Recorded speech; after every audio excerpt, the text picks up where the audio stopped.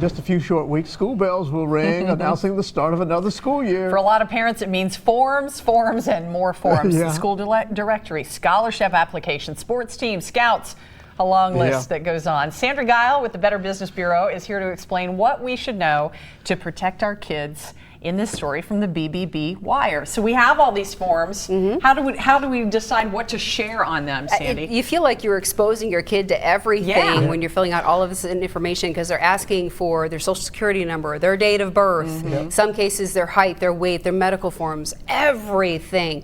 The bottom line is this: as mom, dad, grandparent, guardian, whoever you are, ask that institution, do you really need to know all of this information? And if so, what are you going to do with it? Right, especially when they end up disposing of it later. That Exactly. Can be a problem, Hopefully right? they have a good shredder. Yeah. Or they're going to keep it under lock and key. Because think about it, schools are public institutions. Now, granted, they're getting better with security policies and keeping that information down locked tight. But who's going to see it, and how are they going to use it? You know, one thing in particular that I think about is your social security number, because that follows you through your life. And if somebody appropriates that or whatever, that can create all kinds of issues. Right. I mean, have you ever heard of a 3-year-old having a credit card, or trying to buy a car, or trying to open up utilities? That's happened. And sometimes it happens within the family, unfortunately. But if that information gets out because you filled out a medical form or a school form or an extracurricular form, it's something you kind of sort of have to think about, because that 3-year-old is going to turn into a 15, 16-year-old, and they want to open up a checking account or a debit card account, and they can't, or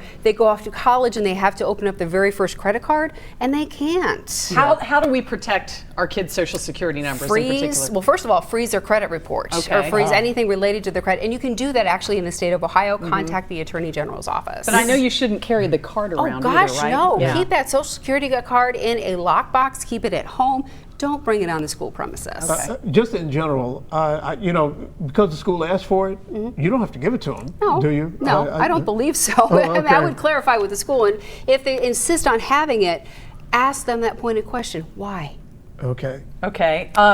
Be social, but be careful. So our kids are more connected these days than they ever have been before. Do you know how many tops of heads I see instead of smiling young faces in conversation? Because they're all hooked into their electronic devices.